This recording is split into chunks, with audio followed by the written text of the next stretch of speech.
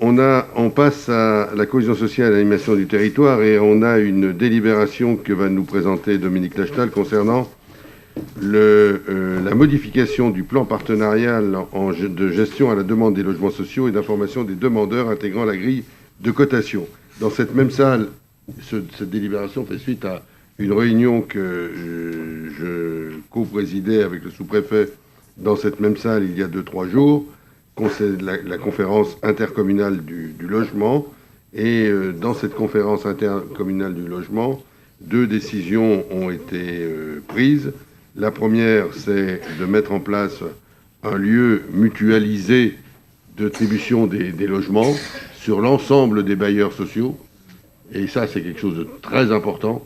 Ça ne nous créera pas un logement social de plus, mais par contre, ça nous donnera une gestion des logements en flux et non pas en stock, et ce qui, en termes de facilité, pour répondre aux besoins des demandeurs, sera un élément intéressant.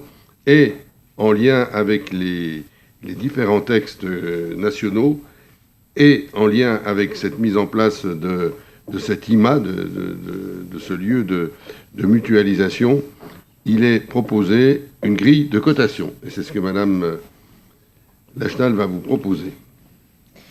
Merci, Monsieur le maire, il a déjà bien résumé.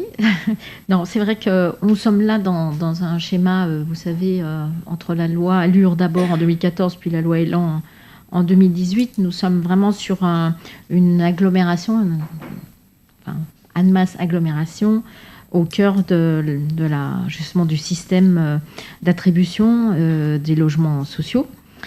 Ça fait l'objet d'ailleurs en juin 2018 de l'inauguration de la Maison de l'Habitat pour cet accueil mutualisé. Toujours est-il que, de par la loi Elan, un système de cotation doit être mis en place, je n'y reviens pas, et il est intégré dans les fiches d'action de ce fameux plan partenarial de gestion de la demande de logement social et d'information des demandeurs. Le sigle est imprononçable, donc on ne le dit pas. Je ne comprends pas que ça puisse exister.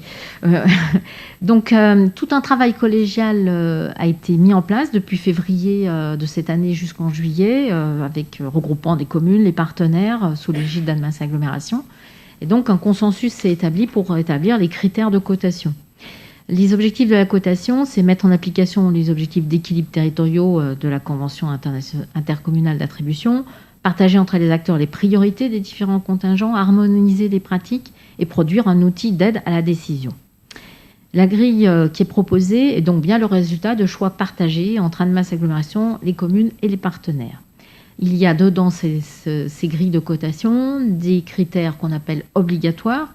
C'est notamment, par exemple, la reconnaissance d'ALO, les personnes victimes de viol également et de violences familiales, les personnes engagées dans un parcours de sortie de prostitution et les personnes victimes d'infractions de traite des êtres humains ou de proxénétisme, les personnes hébergées ou exposées à des conditions de logement indignes, les personnes en situation de handicap. Puis des critères qu'on dit facultatifs et locaux, liés à l'ancienneté de la demande, les difficultés financières, des liens précis avec les l'EPCI, des logements inadaptés, et enfin des critères qu'on a séparés mais qui sont importants également de mutation, liés à l'ancienneté de la demande, des logements éloignés du lieu de travail, des suroccupations ou sous-occupations de logements, enfin là aussi des logements inadaptés au handicap.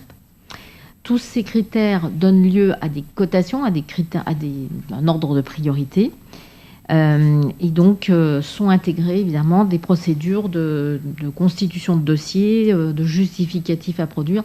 C'est vraiment une grosse machine très très très très lourde, mais extrêmement équilibrée et j'allais dire presque équitable. Oui, je pense que c'est quelque chose comme ça qu'on peut dire.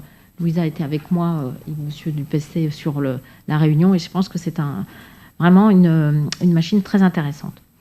Le système de cotation qui sera mis en place va être évalué chaque année. On a ça a été prolongé, on a jusqu'en septembre 2023. L'AGLO a jusqu'en septembre 2023 pour le mettre en œuvre. Donc, il est en fait là demandé aussi qu'une phase de test soit mise en place. C'est tellement important qu'il faut quand même bien vérifier si cette cotation peut être mise en œuvre avec une bonne communication aussi aux demandeurs concernés.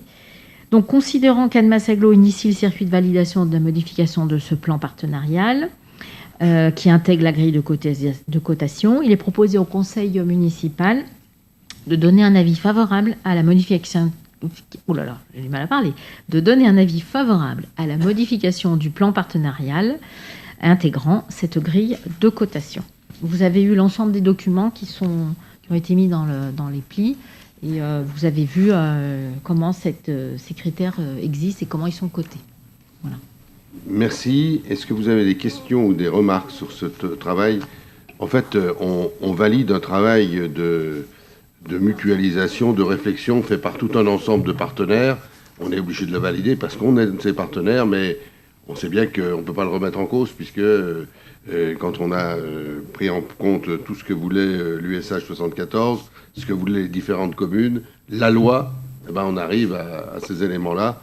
La période de test est importante parce que il faut falloir en toute transparence qu'on explique aux gens quel est leur nombre de points dans cette cotation, et ça risque quelquefois de bousculer des hiérarchies.